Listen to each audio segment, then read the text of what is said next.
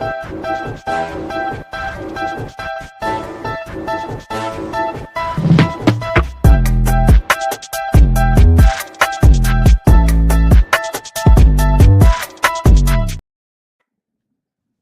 everybody. I'm Candid Frank. Top left corner is Gary Groob, and we have JB Clarke and Bullet Bob Tarring, who basically is a regular here. I don't even know why we even bother introducing him. You all should know him by now. Welcome to the program, everybody. Thank you, sir. Thank you. Thanks for having me. Okay, JB, you're new, so we'll try to be gentle with you. Yes, please. So usually what we do is we ask people that are on the show here that have something to do with lacrosse, how they picked up a stick, if that's what they've done. Oh, wow. I lived in Wilton, Connecticut. Coach Tarring knows that well. Guy Witten was the head lacrosse coach in Wilton, Connecticut. And I was a baseball player, probably a better baseball player than I was a lacrosse player. But summer of my 8th grade year, so between 8th grade and freshman year, my buddies talked me into playing lacrosse, so I played lacrosse and baseball that summer, and that was literally the last time I ever played baseball. From that point forward, I followed Coach Witten as much as I could, and played there. And then I played for a year at Roanoke College before I left there and actually started coaching for Coach Witten, and I've been in it ever since. Help us understand what it was about the game that kept you in it. I mean, there's always things we start, but I'm always curious about what kept you in it. Yeah, I think it was clearly the speed and excitement of it. I was a pitcher, so I was involved, once every 4 games or whatever in baseball. I wasn't a very good hitter, so they couldn't play me at first base like the other pitchers they could. So I think it was being involved in every play and being active more than just standing there at first base or sitting on the bench watching everybody else play. I think that was really what it was. And, I got to be honest with you, Coach Witten was kind of a Pied Piper in our town. And he was having a lot of success. Not that our baseball program wasn't, but not to the extent that Wilton Lacrosse was having. So it had as much to do with Guy Witten and the figure that he was in our town, the leader that he was, the success that he had. I really like the physicality about it too, Frank, really. I was waiting for that because as a pitcher, you could throw some physicality, but there wouldn't be much of a price to pay. At least there was 90 feet where before you got to pay. That's right. That's right. Right? And I was a quarterback in football, so the opportunity to actually hit someone instead of being hit was attractive to me as well. Now, we see this all the time, and I'm definitely not throwing shade on your history at all. But one thing we do know about lacrosse is it's a lifetime experience. Talk to us about how you got into the transition of being a player to a person who coaches and helps the game move along with new people. Yeah, it was it was Guy Witten and Tom Fujitani was our football coach. Coaching football was actually my first job. Because it was in the fall when I went back home. So I literally, Frank, it wasn't 20 minutes after having a whistle around my neck that I knew I wanted to be a coach. And it really changed my life and changed my trajectory academically. I thought I wanted to be a teacher coach. And I remember Coach Witten saying to me one day, we were out there, he was a math teacher. And he said, do you really want to do something, 7-8 hours a day? So you can do what you truly love to do for 2 hours a day. Meaning, do you really want to be a teacher and coach, or do you want to be a coach? And his point to me was try to do what you really love to do, which is coaching. And so those two guys gave me my start. And I coached there at the high school level for 4 or 5 years with those two guys and learned a whole ton about the game. And one of the most important things that Coach Fujitani, my football coach, ever said to me when we were talking about coaching is he said, you're going to learn a lot about how you like things to be done by working with me, but you're going to learn even more about how you don't like how I do things. And make sure you're taking notes of that as well, so that when you are out there and you are on your own, you remember the good and the bad. It was really good advice. The common transition from player to coach, one of the benefits is you get to stay in the room. How important was that to you? Very, very. I talk now a lot to where I am in Tampa. We're very close to the to the MacDill Air Force Base, and actually CENTCOM is right here in Tampa. So there are a lot of military folks around, and I get to talk to a lot of guys who have retired and were great leaders in that world. And they constantly talk about what the retired guys talk about what they miss most is being on a team. Those guys that were in the SEALs or whatever group they were with, they were still with a team. And as I get a little bit grayer and a little bit older and start to get thinking about what's next, that's my greatest fear. Really, is not being in the room anymore, not being around the team, not being in that group. Well, that covers my list of questions. Now you're in trouble. I'm putting you over to Gary and maybe even Bob. I don't know what's going to happen there. Well, good luck with them. I've got a few for it. Well, my thing here is you weren't known nationally as a superstar, yet you become one of the most successful coaches in history. Do you think that being a student of the game rather than being a star helped you becoming the coach that you have become over the years? Gary, I think it did. And I say that the experience that I have to answer that question even better is that I've worked with, I've had coaches work for me who were phenomenal players. And oftentimes they don't turn out to be the best coaches. Right. And what I've always said is I think that the game came so easily to them that it just happened. They didn't have to think about how to back cut. They didn't have to think about how to take a jab step in a split dodge. They didn't have to think about where their hands were. They didn't have to think about how to thumb the ball or put your finger on the ball to keep it in the stick, because they just ran by guys. For me, I was a pretty average lacrosse player. I look back on it. I wish I could remember more about my playing days, but I do remember having to think about, pretty much every step and finding ways to get myself open or to get in a position where my hands were free and I could feed someone. I wasn't the greatest shooter. I did have a good number of goals, but, they were all hard earned and as much earned through my thinking about how to do it. I was very coachable, is what Coach Witten tells me nowadays. So I think you're right. I think, not being a great player probably helped me because I had to think about every step. Right. Now, you had a lot of trips along the way before you hit a head coach. You were at Ohio State, Roanoke. You're also at Duke, Loyola. Each one of those stops, did they have different things that you were able to pick up towards becoming a head coach? Well, first of all, most of them, if you think about it, most of them I was working for Hall of Fame coaches, Right. All the way back to high school with Coach Witten, but Coach Pressler and Coach Pilot and Coach Cottle. I mean, all those guys, they're all Hall of Fame guys. So I was very fortunate early in my career to catch on to taking notes. Literally, I have, you could call them journals if you want. Being a journaler, I guess now is what's cool. But I have notebooks going back to literally my days working with the high school kids and Coach Witten all the way up through this year. So I'm able to go back through those things, kind of like going through the archives. And it's amazing how much the game changes. And Coach Taring will back me up on this, I bet. But it keeps coming back to the same old stuff. It was these changes you see in decades was really stuff that was done decades ago. So it's really interesting in that respect. But it was my growth in the game was all about working for the guys that I was able to work for.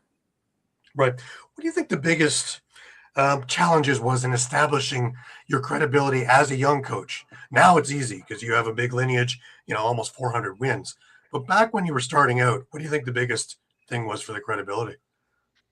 I think a lot of it had to do with who hired me, frankly, Gary. It really did. I was, because of my lineage in Wilton, I was able to get a job with Mike Pressler at Duke, who was a Wilton guy. He was 5 years ahead of me at Wilton High School and a Guy Witten protege as well. So that certainly helped me get that, my foot in the door there. And then I went to Duke and, following Coach Pressler, we had some success there. So, next thing you know, Dave Cottle thinks that maybe I can help him. And then, it really worked that way. It's so much of it is who you know. But I always had that chip on my shoulder that I didn't play big time college lacrosse, that I was kind of a nobody in the world. And I'm at these conventions and I'm looking around and I'm seeing all these phenomenal players that have now become coaches trying to, they're the who's who and I'm the who's he. You know what I mean? And so I think I always kind of had that chip on my shoulder where I had to work harder. I had to sit through more presentations, take better notes, watch more tape, and try and figure the game out that way.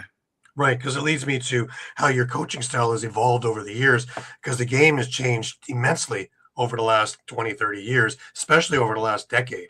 They're so much bigger, so much faster. And Yeah. how do you stay current with your coaching style? I wasn't a very good student until I found a subject that I really liked, and Right. that subject was lacrosse. And I do consider myself a student, a lifelong learner. Um, and I'll never forget the last convention that Guy Whitten went to. And it was Sunday afternoon, and most of the people had left. And I don't know who the poor guy was that had the last presentation on a Sunday at the IMLCA convention. And Coach Taring's laughing because he knows what I'm talking about.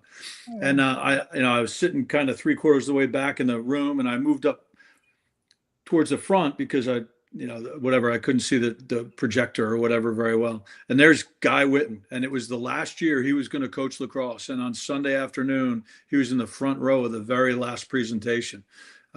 So that was my lead. That was my the example that I saw. So I like being a student of the game. And then I've been at great schools, Gary. I mean, the schools I've worked at, it's not hard to recruit to. Mhm. So that helps a lot too. When you have a great product and you can attract great young men, it really makes it a lot easier. I know that's a cliche and all the coaches say that, but if you look at the schools I've been to, it really has been a blessing from a recruiting standpoint. Right. Now's when all the coaches take out their pad and pen. Is you've built championship programs everywhere you've gone. What is the foundation of a winning culture? Player-led teams. Right. Teaching when I was at Washington College, and we were having success, and then we kind of tapered off a little bit, and I'll never forget that we were trying to figure out who the captains were going to be, and I wasn't ready to allow the team to elect captains because I didn't see the leaders in the group in the senior class. And it finally hit me. I was probably reading a book about leadership or something, and from whom much is expected, little is taught. Right. And I realized that the reason that we didn't have good leaders that I trusted to be captains of that team, the reason was, or the fault was with me, that I hadn't done a good job of developing those leaders. And it was at that time, probably 2005 or whatever, maybe earlier than that, 2000, where I realized that I really needed to start spending a lot more time on teaching and developing leadership within the team. I think our success in the last 20 years has really been more about my ability to let go and give that leadership and the culture over to the team because I work with them. I teach them from the second they get on even before they get on cable. We'll read a book this summer. Our freshmen, the first thing they're going to do as a member of our program this summer is read a book together. And they meet as groups every Wednesday, and then I meet with the leadership every Sunday night. We go over the book, the chapter of the book, or whatever that we read. Right. So I think it's the development of the leadership that has been key. Obviously, great players. Don't get me wrong. But I think the difference maker has been that aspect of it. The teaching the kids to lead themselves, hold each other accountable, hold each other to really high standards, and set the expectations as high as we can. Right. I always seem to talk and I always come back to this point of character wins cups. Character always wins no matter what. If you have character players, not characters, but character, that this team will always be there. Is culture something you think can be taught, or is it something that's lived every day? Or is I think you can teach it. I didn't when I first started. I didn't think that culture was something or character was good character was something that you could teach. But I do believe that you can, and I've seen that even when I came to Tampa just 5 years ago. There were great kids in this program, and when a new guy comes in and he starts doing things completely differently, it takes young men of character to buy into that and say, okay, look, we'll try this. They had plenty of success before I got here. I got here and they bought right in. They didn't even hesitate. They were like, okay, yeah, that sounds like a good way. Let's try that. And when they had questions, they asked me. That's the other thing. You have to be approachable. You have to, teachers have to be able to be asked questions. And we as coaches, because we're control freaks, we don't like, being the king and having one of the guys ask you questions. But I love it when they're asking questions. Why are we doing? They're doing it in the right way, obviously, and at the right time. But coach, why do we do this? Why do we do that? Why do we read on Tuesdays, or why do we run a mile every Monday? I want them to ask those questions because I want them to know the answers. Because very rarely is it because I feel like it. And Dad used to say because I said so. There's usually a good reason behind it, and the more they understand the reason behind these things, the more they're going to buy in. Take ownership of it. Yeah. Frank, your microphone. You're on mute. Right. On that, I want to really drill down on that. When we talk about character and the benefit of a team playing with character, how important is it, and how easy is it to sell? Because with character comes results. The lack of character doesn't give results. For a coach, how do you make that clear to players in your mind? Well, I think not to push back on you any, Frank, but I think a lack of character does create results. They're just not good results. And you can examples, the guys, they see that we've had success doing things a certain way. I'm very, very open to my guys about, where did I get this drill? Where did I get this tactic? Where did I learn this leadership principle?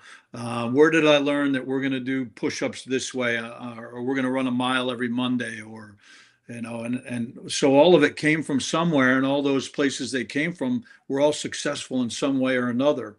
Again, it's not, I don't hide stuff from the guys. If we're going to do something, there's a reason for it. I want them to know why, and I want them to know why it was successful for that group and how it might be successful for this group. I really do. I really believe if you treat them like dogs, they're going to act like dogs. If you treat them like grown men, they're going to act like grown men for the most part. I mean, they're 18 to 22-year-olds, so there's going to be, some stuff going on, as you can imagine. But the more you treat them like grown men, and that's one of our core principles is it's BAM, BAM, be a man, and we drill that home from the first second they choose to join our program. Really, they're getting hammered right away about making good choices over this summer, for the freshmen or for the transfers coming in. Like, guys, we do this differently. I know you're 21 years old, but you're going to have to do it this way. And it's not, I don't want it to sound militaristic or anything, but it's just a really high level encouragement, culture of doing the right thing and acting like a man. Right. Being a team, right? Yes. Yeah. And military or otherwise, a team, it's centered on being a team. Some of the best leadership books I've read, most impactful in my program, have nothing to do with sports or the military. I mean, there's millions of great books out there just on leadership principles within the business world. Simon Sinek is one of my favorite speakers. He's phenomenal. Mm-hmm. I like to ask scouts this question. I'm really interested in your answer as well. Is what do you look for first when you're evaluating a recruit? The thing you're supposed to say here is we look for character. We look for good students. Well, you don't go out to a field, watch lacrosse for 10 hours a day in the roasting sun, and notice first that the guy's a good student. You notice that he's a good athlete. You notice that he's a good player. So it really does all start with, is he a good athlete? Is he fast? Is he strong? What qualities does he have that we may need in our program? And then all the background checks begin, right? Then you start talking to his coaches, his teachers, his guidance counselors, his parents, the kid. One of the greatest things to do is sit in an office with a kid and his mom or dad and see the reaction of the kid when you make you can really force parents to start asking questions that the kid's going to be a little uncomfortable with. Mom wants to know where he's going to eat. Mom wants to know if there's a school nurse. Mom wants to know who's in charge of the academics, Right. those things. And a lot of these kids, these 17-year-olds, sit there and if he's rolling his eyes at his mom and or saying, "Mom, come on," you learn a lot about a kid in those Yes, you do. little time frames. Sure. But it really, Gary, it starts with, are they good athletes? Could they play for us? Are they strong enough, big enough? Do they have good enough skills? We as Right. coaches are arrogant enough to believe we can teach a kid how to pass and catch or how to cut and whatnot. But he's got to be able to do it at a pretty good speed. Right. What advice do you give to a player who feels overlooked? Well, if you feel overlooked, it's getting too late. Especially there's so many different levels of college lacrosse now, Gary. And I know up north, there's so many different levels of the indoor game and starting to be so many more different levels of the outdoor game. But in the NCAA and in the United States, there is a place for every kid's level to play. We played a team a couple years ago, and we were beating them pretty good. But they had a kid who had about a third of an arm. Literally, he had about a third of an arm.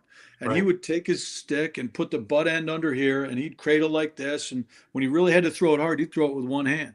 He scored a goal against us. We were the number one team in the country, and this kid with one arm literally scored a goal again. I mean, you talk about there being a place for every level of lacrosse player. It truly is one of the greatest things about our college game. So, if you feel like you're being overlooked or it's getting too late, you're wrong. It's not. It might be too late for you to go to North Carolina or one Right. of those TV teams to go to. But shoot, what are there? 250 Division III teams now, or something like that, Coach Taring? I mean, there's 80 Division II teams, another 75 Division I teams. That's just NCAA. This MCLA, the club lacrosse, they're playing it at Clemson and Florida State and all over the place. There is a place for everybody, every level, to play good quality lacrosse. Doesn't really answer your question that much, Gary, but I would say don't give up. It's not too late. Right. For instance, at the University of Tampa, we recruit very late. We're just now starting on the 27s. So a lot of people think they're behind for us, like they might have missed the boat for the University of Tampa, and that's not the case at all. We're literally, last week was the first week we were out on the road watching 27s play. Whereas, the Princetons and all those guys, they're doing the 28s and 29s now. They wouldn't even think about a 27. So we just had a 26 contact us. He's a heck of a player. Right. We'd take him in our program right now if he was able to get into school and pay for it. We'd take a kid right now. Sure. Bob, let's throw it over to you for a little bit. Yeah. Long time, JB. We've known each other. Yeah, it's great to see you, Coach. Great. Always great to talk to you. We spend time at the conventions. I guess one of my first questions is, why did you focus on Division II rather than Division I? Because you could have gone Division I, and I know that from talking to coaches that you were approached. Why did you decide to stay Division II? The truth of that is, Coach, it was closer to Division III. And what does that mean? I'm still a big believer in the importance of the education of sport to the overall education of a young man. Division III seems to be like the highest level of that, if you will, because there isn't any scholarship money. Those guys are, other than the merit money or the financial aid, they're paying their own way to do that. So that you don't have that side of it. It was, I don't know. I got, Mike Serino, who was the coach at Limestone, hired me. And I went down there and got into this division, and it's been, I've loved every minute of it. I really have. Not that I didn't love my time in Division I. Don't get me wrong. There's nothing like a Duke Carolina game on a Tuesday night in April in Chapel Hill or Durham. I'll tell you that. But yeah, that's right. But I'll also say this, and I tell a lot of young coaches this. I was the head JV coach at Wilton High School, and we were playing Yorktown High School JV, and the varsity game was a couple hours later or whatever. That JV, I was just as nervous about coaching that JV game as I was about coaching the varsity game later on, or going back to when I was with Coach Cottle, playing Maryland in the Final Four. I mean, I was just as nervous, just as excited, just as happy when we won, just as sad when we lost. To me, it's always been about the competition, what kind of kids you can get and who you're working with. And the division just never really changed me enough to say, hey, I want to leave everything I'm doing right now and move my family and go do that. Well, that's an interesting thing about moving the family, because there seems to be, as you and I both know, what's happened at like UVA, there's not much loyalty, and the Division One, and it comes down to budgets and what football can do for you, which is not something you don't have to worry about. No. But what do you think of the new rules that are about to happen, and how are you going to adjust to that with the 5-year program? Yeah, the 5-year thing is, I think that what we see now won't be what goes through. Frankly, I think there's enough people very involved at the highest levels, all the way up to, I know that the people at the NHL are going crazy about the 5 for 5. Oh yes, oh yeah. So I think there's enough communication going on in rooms that I'm not invited into at really high levels that I think it'll probably look different than it does today. It looks different today than it did on Friday, right? I mean, things have been changing at a rapid pace. It might have changed today, and you're talking about something I don't have any idea about, frankly. I like the idea of keeping kids in one school, maybe two. I really do. It's another reason I like Division II. Do we deal with the transfer portal? Absolutely. We have kids from the transfer portal. And what I say to people is I don't like the transfer portal. But if I didn't use it, it'd be like us declining a penalty. If a Delphi gets a 1 minute slashing and me saying, no, we don't want to be man up. We'll just play all even. Thank you. So you got to play by the rules. I don't like it. I love having guys come in. I love the 4-year guys. There's so much more to this business of what I do than just winning and just coaching the game. It's so much more about all those things we talked about first 10 minutes of this interview, and about the building the character and the culture, and you can't, it's really hard to do that in a year.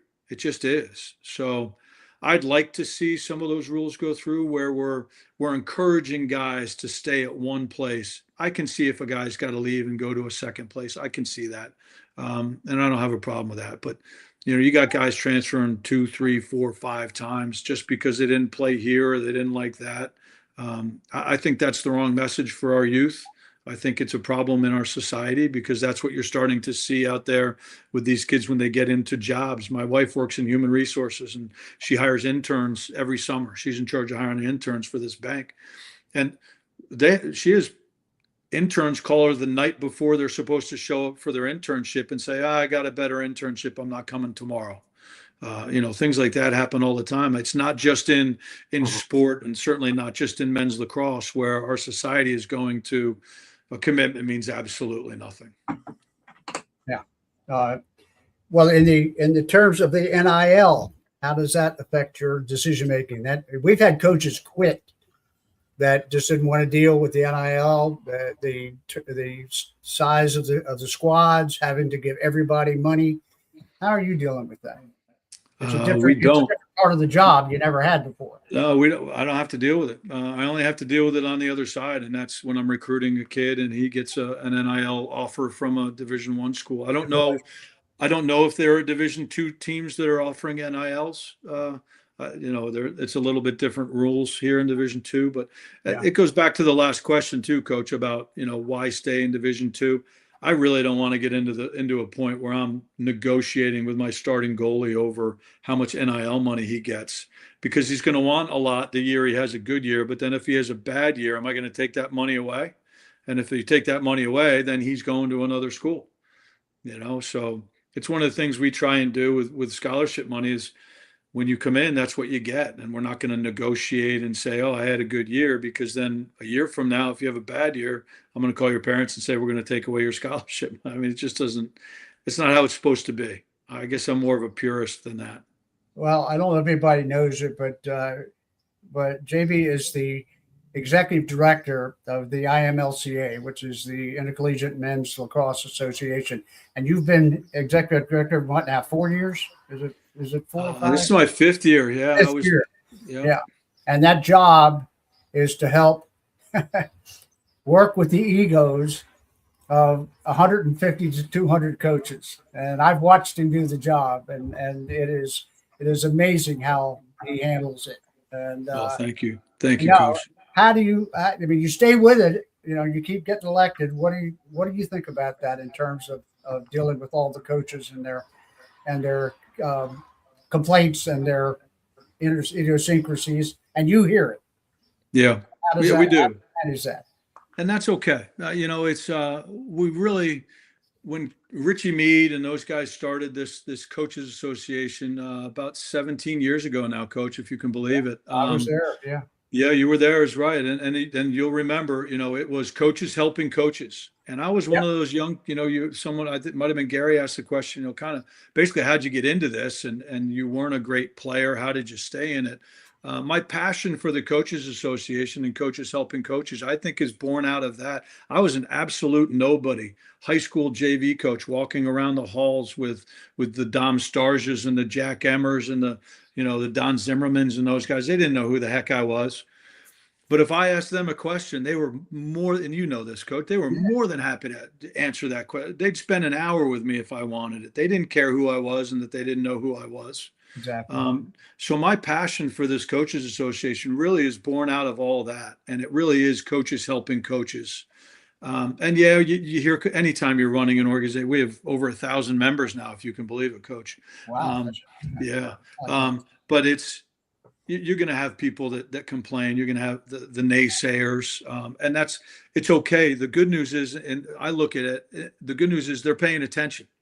And they have an opinion about how this maybe should run a little bit differently, or why isn't the association doing this for me or my conference or whatever it is. But it's grown so much. Now it's really more of kind of overseeing all these people, these great people that work with us and for us.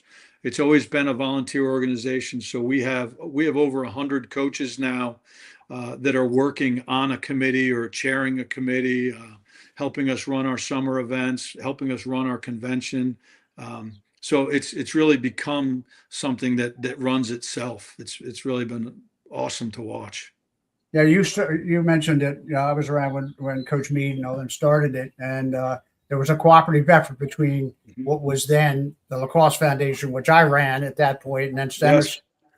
And there were some contentions which I was involved in, which Coach Mead went to bat, and as you remember, and it was about the finances for the convention and the vendors, and you all took it back over, and now I think you just got your money a couple of years ago back. We did. Past history, so there was some contention there going on, but the groups came together, and now you're working together with USA Lacrosse, which was not happening for a good while, and you had something to do with that. I know that you met with the board and leadership. How did that go?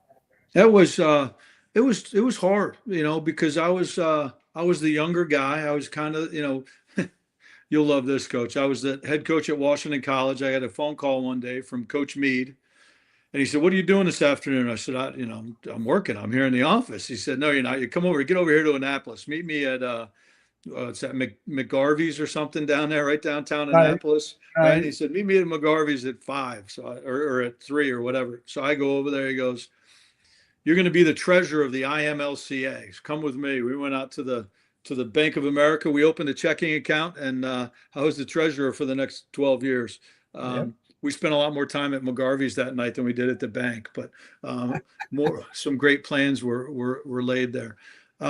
The relationship with USA Lacrosse, as contentious as it was, it's something that Steve Stenerson and I always agreed upon, is that we both had the best. We wanted what was best for college lacrosse, and he might have had a different view of how that looked than we did, I was kind of thrown in the middle of it, as you alluded to, kind of between these. I remember. Here's Richie and here's Steve and here's JB in the middle, just trying to Oh, I not get remember. drowned in the middle. But I learned so much from both those guys on how to deal with, it's okay to have opposing views on things. And it worked out great for USA Lacrosse. They're doing great. And the IMLCA is doing great. And that money you alluded to, Coach, we did get that back. And what it does now, we have what's called a coaches relief fund. I think you're familiar with that. And Yep. and when, unfortunately, our coaches sometimes do have these tragedies in life. And we're able to, it's not a lot of money, but we're able to help them in whatever way we can when they're going through those. And that comes from our coaches. It's really kind of it is the single best thing we do, without question. Right. I agree. Question about club lacrosse. I know Are you talking like high school club, Coach? high school clubs. Yeah. I've done college and high school, mostly college. And I watch, of course, we sit out there in their chairs in the summertime, just dying, and they have no idea what we go through with that to find two players, whatever the case may be. What do you think club lacrosse has done for the development of the high school athlete that you have to recruit? Ooh, Rather than the structure of their high school program. Because you've been in both. I've been in both, and I've watched both for decades. I think the best way to put it is it's been good and bad. It's been good and bad. It has given kids opportunities to play with other kids that back in the dark ages when I played high school lacrosse, you didn't get to play much with kids from other towns. It was all the kids from your town. Yeah. You went to the Army lacrosse camp for 5 days, and you played with some other guys. But these kids are playing with kids from all over the country all summer long, which I think is good. I think it's positive. I'm really concerned about the trend of kids deciding not to play high school lacrosse so they can focus on their club lacrosse. I think that's a big problem, big mistake. But the other side of the coin is, unfortunately, the game is growing so fast, even at the high school levels, you're not getting quality guys coaching these kids in high school. And you're not getting quality guys coaching them in youth and as they're growing up. So, here's a little, push to get some of the guys who played in college or even just played in high school that can go out and spend a few hours a week coaching the kids. It's the club world is doing wonders for a lot of kids. It really is. It really is. It's making recruiting easier in some ways for we coaches. You remember, if you wanted to recruit a kid from Long Island, you went to Long Island to find him. If you wanted to recruit a kid from Fairfield County, Connecticut, you went to Fairfield County and found him. Now you go to the Delaware turf, one of the worst places on earth, and you sit there for 5 days, and every kid in the world comes there. I mean, look at these rosters. I remember watching the Notre Dame. I don't know if it was Notre Dame Duke or something a couple of years ago, and they went down the roster of Notre Dame, and it was like it was everywhere. It was Nevada, it was Wyoming, it was freaking Colorado, it was Oregon. I mean, it was phenomenal. Yeah. So that's the exciting part of the club world to me. How diverse is your squad in terms of your graphics? Yeah, it's really diverse. They're from all over the place. What I don't have right now, and I had a whole ton of it at Limestone, is I don't have many Canadians. We just haven't, and it's not for not. I don't have anything against them. I won a lot of games with those darn Canadians. They're still some of my closest friends now. But you had a lot of them at Limestone. Yeah, we had a whole bunch of them at Limestone. Yeah, I remember we had a that. really good track record there. We had some alums, obviously, by the time I'd gotten there from Coach Serino's teams who were really, really helpful and impactful on getting more Canadians down to Gaffney. Well, this audience is a Canadian audience. Yeah. And a couple of the coaches we have had on here are very clear, and Gary has helped throw a few names at him. So, tap on him that this is over. Get some names for you down there. Another thing, you've gotten these championships since Roy left. What's been happening differently than Whipple's coaching staff, or what's happened that's changed that you're now in the finals almost every year? Yeah, I like to say that we're doing that in spite of me, because he was so successful when he was Yeah, here. he was. You know, he left this place so much better than he found it, and you know, I've a huge debt of gratitude to him. Every time we win, you know, certainly win a championship, it's great, but every time we win, and you know, I came in, it was easy, Bob. I got to be honest with you. I was really worried about coming here from Limestone and would they accept me? You know, I was, I was like the anti whatever, you know, the Darth Vader from down or up north. And Well, you were the enemy on the I was the field enemy. before that. So. Yeah. But it's the quality of person that the University of Tampa attracts. And Coach Whipple did such a good job of bringing here that when I got here, the roster was just chock full of good guys and obviously good players. So I didn't have to spend 3 years rebuilding the thing. You know what I mean? I just didn't. I came in with a little bit different way of blowing the whistle and some different drills and a little different way to skin the cat. And the guys bought in. They bought in, and I learned so much from them, and hopefully they learned a lot from me. But I think it's just been the maturation of the program. We're 15, 16 years old now. It's interesting that, you know, we won our championship in 22, and then our women's program won it in 2024 and 25.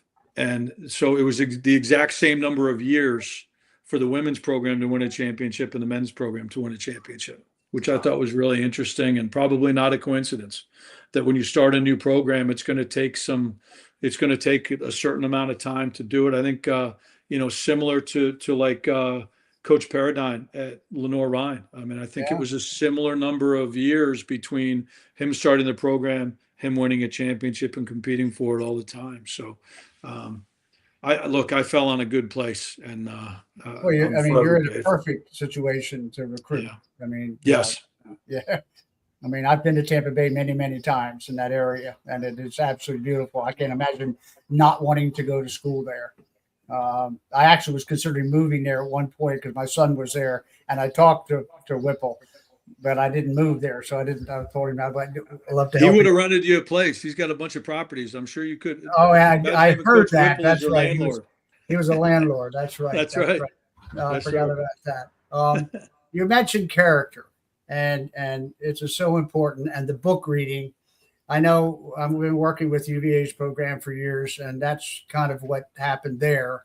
I don't know whether you did it first or Lars did it, but the book program of bringing the kids together so it becomes brain as much as physical development. And you do need some characters on a team. No doubt. Yeah. Oh, yeah. yes. You Yes. want character, but you got to have a few characters just to keep the balance going. Agreed. But the development of the brain as well as the physical side and skill side of the game, that's what develops a full team, I believe. And I think that's what you've done down there with great success. It really is. The last question, I want you to know how you got Coach Gruden involved. He's been your biggest cheerleader. Yeah, well, he was actually out at the field again today. He came out. Was he really? He wanted to be coached in lacrosse. It was awesome. We did some stick work with him. We taught him. I told him he looks more like a crease attackman than anything. So we didn't want him running up and down the field. We taught him how to come off a pick, how to read the defender on a pick. He did some shooting today. He's become, to say he's a good friend would be an exaggeration, Coach, but he's become a friend. Texted me a whole bunch, leading up to the championship game and after. He came to our semifinal game. I believe it or not, I have a young son. I have a 14-year-old son. He texts my son. It's really been a lot of fun. It was born out of just a confluence of things came together for us to create the relationship. And then he came out to practice one day, had a great time. Like I said, he came to a game. The parents treated him great. He's at the tailgate after the game, hanging out with the parents. And he's just what you see is really what he is. It's not an act. He is not an actor. When He's you a see him character. he is a character and a of great live character. Yeah. Well, he was as a coach. I mean, he was very animated on the sidelines, and I watch his program, sure you do, where he opens the box and somebody new has sent him a helmet. Have you put him in equipment yet, or just? Oh yeah, he was in a helmet and gloves today. Oh yeah, no kidding. Yeah, Wow. yeah. Oh, that's he's a giant man now. His son is a bodybuilder. I don't know if you knew that. no, I did not. And he's hard as a rock. He is big and strong, and yeah, I wouldn't want to get caught in a dark alley with him mad at me with those eyes. He's got those eyes, man. He can. But we've been really lucky to have him come on. We have a group that does our media for us. It's actually a company started by Mark Whitaker, who played for me. Just started a company when he was a student here called Maverick Media, and he works with the Groob group. Anyway, Mark sent me the stats. Gary, you guys will know how to describe this better than me, but the social media, we had over 10 million views of our videos that they did in the month of April, and that month of April alone. Wow. Yeah, with over 710,000 unique viewers. And a lot of that has to do with Coach Gruden showing up and working with us and talking to the team and talking to me, helping me with different situations in the coaching world. And so it's been, look, we're getting a heck of a lot more out of this than John Gruden is. So we're really grateful for his. You can't buy that kind of PR. No, you can't. You cannot. No, it's. I mean, and he is such a character when he's doing his podcast. Yes. And I understand Adelphi got very upset that he was in your locker room for the semifinals. I mean, I heard that from the coach, that he was very upset that you had this kind of support. But you've done I think one of the job. highlights of my career is going to be going over to the football house and sitting down with Coach Gruden. But it'll scare me to death, I'll tell you that. He's going to ask me for my snap count from my high school football team. I know it. And he probably remembers his. He probably does, yeah. Oh, yeah. I remember mine, but I don't think he's going to like it. Oh, that's funny. Well, God, it's great to have you, Coach. I mean, Thank you guys so really, much. This has been a lot of fun. A lot of fun. I want to ask about with the Olympics coming up. Yeah. First of all, your thoughts on sixes, box on field. All the traditionalists hate it, but I always figured that in order to grow the game, to get more eyes on it, like another 300 countries, we can't lose that way, really. Yeah, Gary, I agree with you in so many ways. As a college lacrosse coach and the head of a 1,000-person college lacrosse coaches organization, my fear with sixes is this: that let's use Stanford University, who has a very successful women's program.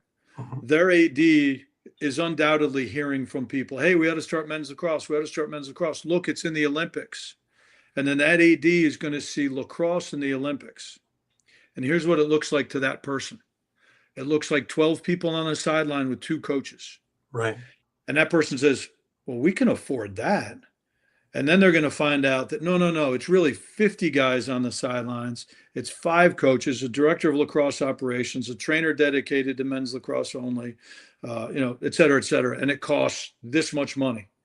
And it's going to turn off someone like that. So that's my fear, is that, are we going to lose our game that we have now to something more like sixes? I'm not saying it's wrong. I'm not saying it's bad. Just understand that. I think being in the Olympics is phenomenal. I don't think, like you said, with the number of people, looking at John Gruden and Tampa lacrosse, it's all good, right? Any publicity is good publicity, even bad publicity. So I think it's great. There's 300 countries are going to hear the word lacrosse. I mean, how can that be bad? Right. Go back again. My fear is that, we may lose sight of our game a little bit in order to grow it at the Division I level. We're going to have Andy Shea on in a couple of weeks, and I've been out at USA Lacrosse for the tryouts and stuff, and Andy's pretty dedicated to making this team. As we've got to beat Canada right now. This is their game, box game on the field. Right. Yeah. And you talk to some of the players, and like Pennell and the rest of them, after 18 goals, they're getting tired of it. It's just nothing but scoring. Yeah. 4 goalies get creamed, And my fear is the same as yours, that this may look to residual schools that have women's lacrosse. Oh, this is a great entry, but for the world, it's something that can help develop the game in countries where they only can put together 10, Correct. 12, 14 people. That's right. So it's got a good and bad side. Yeah. I don't know where we are at USA Lacrosse in terms of this. They're pushing it big time. I hope there's no long-term compromise. It would really upset me and most people like you in spinning the game. It would really upset us. But it's an entree. Yes. Back in '84, when I was head of the foundation, Tommy Hayes, Richie Moran, and I tried to get a game in LA. I don't know if you remember that or not. We had a doctor out there who helped us, told us all kinds of stuff. We had all the countries fly in, and the guy eventually, Uberall, put us on a field that was way off the venue. And you can imagine the crap that Tommy and I took. I mean, our names were mud after that for a while. But we made an attempt, and finally it's there. Yeah, it's amazing. Well, it's dictated by the Olympic Committee, because nobody in the Olympic Committee gives a damn about lacrosse. They dropped baseball, one of the most popular sports in the world. They dropped it, and now it's back. So, I mean, I hear you. I've got reservations about it too. The exposure should be good, but you're right. I hadn't thought about schools like Stanford looking at it. That could be a problem. Even well, that's why I felt from the beginning with the sixes, it's very important that during the broadcast there should be some history applied to what people are watching. In other words, when they talk about this, they shouldn't be ashamed to say this is a version that we're allowing you to see. You're getting to watch this, but the other versions that are more popular, outdoor lacrosse, indoor lacrosse, and an understanding, a small little story about what kind of lacrosse is actually out there, almost like a disclaimer to advise people you could play 6 on a floor or you can play 12 on a field, whatever it is, right? To let people know that this isn't typical lacrosse. And we need that because we need to not turn people off. That's a really good point, Frank. I guess the Native Americans would be a little bit disappointed that we're only playing with 10 guys on the field at a time, right? Right. Aren't they out there with thousands of them on a field that was 2 miles long? So, well, the horrible part is they're not included right now. I'm working with Ora Lions and the Haudenosaunee and trying to go through the federal government through a couple former representatives who played lacrosse. They're not included right now. And so we're trying to make the case. Look, England has 4 teams. That's one country. And as JB knows, Haudenosaunee, or the Iroquois at that time, weren't even allowed in England. And they almost didn't get to Israel.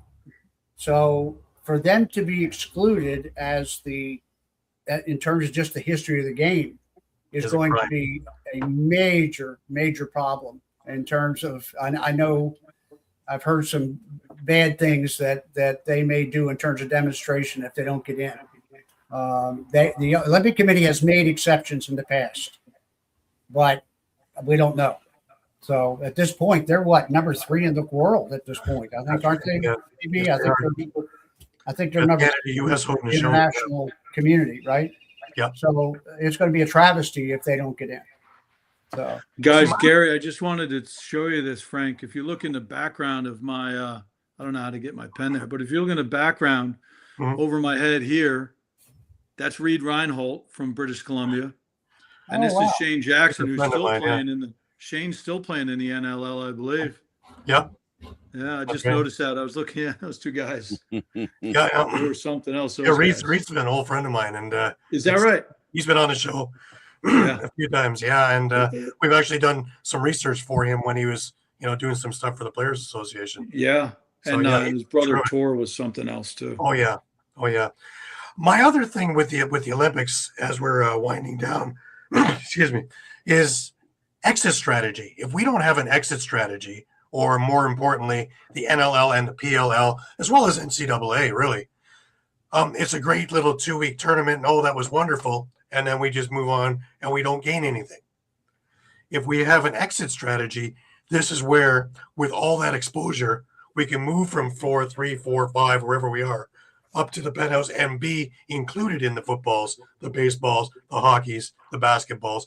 It's how we do it after the fact. That's a really good point, Gary. That's a really good point. Yeah. Yeah. I should, I'm going to call Mark tomorrow and ask him about that. Right. Well, the Coaches Association should have a lot to do with it. I mean, the NCAA and the athletic directors should definitely be involved, but they've got other sports to worry about. USA Lacrosse and the Coaches Association are the two, and the women's are the three organizations that really should front this. Yeah, that's a great point. Great point. And because who else is going to do it? And the problem is also nobody. Exactly. And the problem is also I've talked to our trio that does the ESPN stuff. They hope they're going to be the announcers, but the product may not show until 2:00 in the morning. Yeah, we're not going to get top billing in terms of primetime television. So that's another question of how that's going to be handled in terms of exposure, because hockey was, that Gary, hockey was, until it became big, was in the middle of the night. That's right.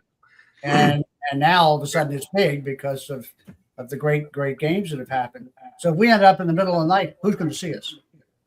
And especially in Europe, who's going to watch the game if it's 2:00 in the morning? So, I don't know. That's the challenge, right? Prime time isn't prime time one time. Europe is 6 hours different than us, so there's multiple prime times. And I guess the question really is, where's the prime time that matters here in North America, where we think the game needs more promotion, or is it in Europe, or is it in Asia? So I guess that's almost like a moot point, because at the end of the day, if people want to see it, and if you're able to bring the game on television or however you stream it or whatever at your own convenience, which the Olympics doesn't cooperate very much in that regard, that would help a lot if you could decide when to watch it. Well, we're not going to get that privilege. I mean, that's what I'm hearing. It's going to be totally up to them, and it'll be streamed later or whatever. But unless the organizations, men, women, and USA get on the stick and try to promote this, and it's not going to happen. And the countries too: Canada, Australia, England, whoever qualifies to play. Japan. I mean, there's so much money in Japan for this game. Unfortunately, they don't start till they get to college. We would both love to recruit some Japanese players, but they're already playing college. You've been through that too, I'm sure. So it's a great opportunity if we handle it right. And then you're right. It's a follow-up to getting it done, to doing it. It's going to be the key. So who do you call if you want to play? Pardon me? Who do you call if you want to play? Right. That's the big question. Somebody sees it, enjoys it. Now, what's the next step for that person that enjoyed it? Who do they call? Great point, Frank. Right? Great point. So, yeah, we got to make for us. We got to make that U.S. Lacrosse. Yeah, U.S. Lacrosse has got to have a or an international website availability, and they need to stream those games on their website. I mean, good point. You guys don't have, and the women's group, you don't have a website to do that, and yours is limited to the membership. But USA Lacrosse, with Canada's organization, if they would stream these games either the day they happen or after they happen internationally, and make sure that all countries can get to see them, that's a selling point. But that has to be organized now. 28 isn't that far away. Yeah, exactly. There's rights issues in the Olympics. I mean, the network that doesn't own the rights can't even broadcast a replay of anything going on. That's another hurdle. That's the toughest thing about the Olympics. Well, that's why the big bucks get paid to get over that. I think as simple as a website or a 1-800 number that people can call if they're interested. If the Olympics allowed that to happen, I think that would go a long way to basically, again, how do we hook up the people who like what they're seeing and want to know more about it? How do we make that transition from learning about it to finding out about it?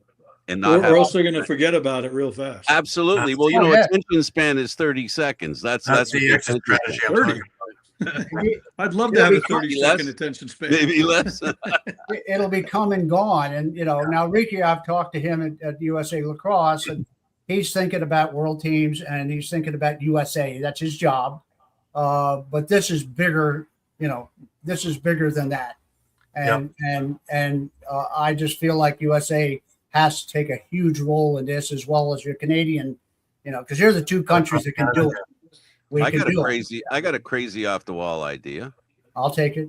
Okay, while the game's on the air, right? There's advertising for sale on the sidelines. Why doesn't Canada, the US, and everybody else who's interested in lacrosse either post a website there? If you want to know more about lacrosse, post the website there.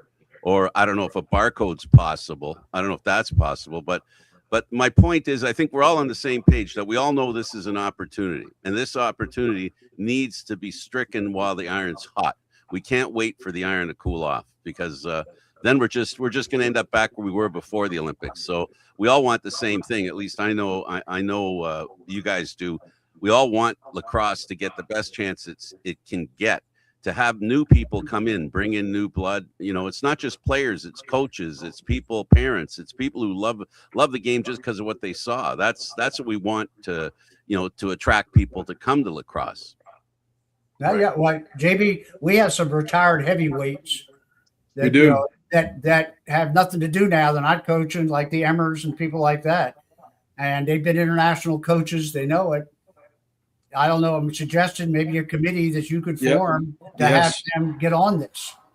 I mean, because they can pick up the phone and call USA Lacrosse and get something done, because they have the clout to do it. So I'm just They opening can probably that up. call the USOC and get stuff done. And USO, yeah, well, maybe so. Maybe somebody has a connection. So if I can help, I'm totally open to help you any way I can. So One group advertising, they make a phone call. Where are you calling for? Where are you? I'm in Canada. Okay, that number goes there. The same thing. If I'm in Europe, goes there. The hard part is just get to people, make that one call, that first call. Yes. How do I play? I agree and totally.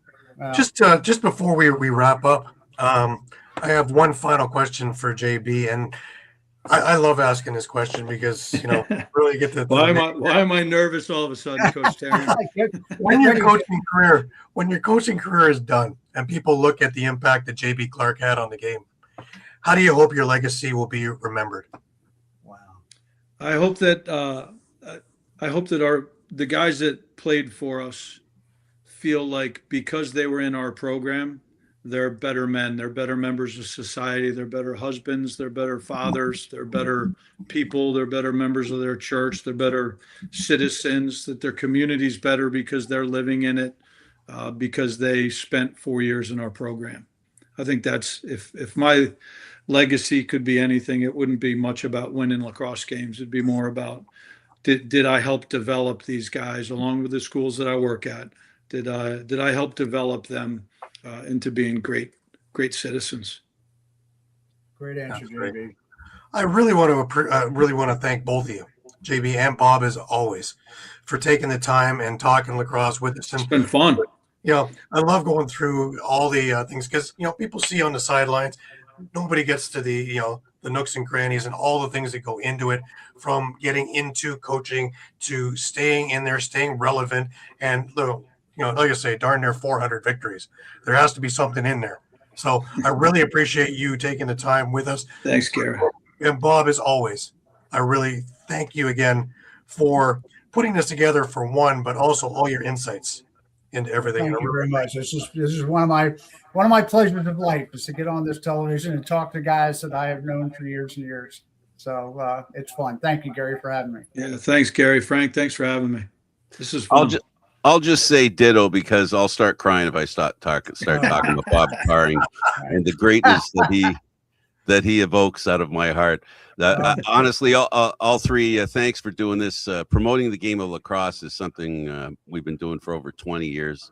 It's always been an action of love for a game that I think doesn't get the kind of respect it deserves, but that doesn't mean the people that are in it don't get everything they could possibly want out of it. And we're talking to a couple of guys here who not necessarily are getting long in the tooth, but it doesn't matter how old we are. We got a part to play in lacrosse. And gentlemen, thank you for playing your part. I really appreciate it. Thanks for having Thank me. you guys for It was giving us awesome. the audience, the Yeah. platform to do this. Thanks a lot. All right, for Gary Groob, JB Clarke, and Bullet Bob Daring, I'm Candid Frank Stanisci. Thank you for watching NLL Lacrosse Talk. We'll see you again next Thursday at 4 o'clock.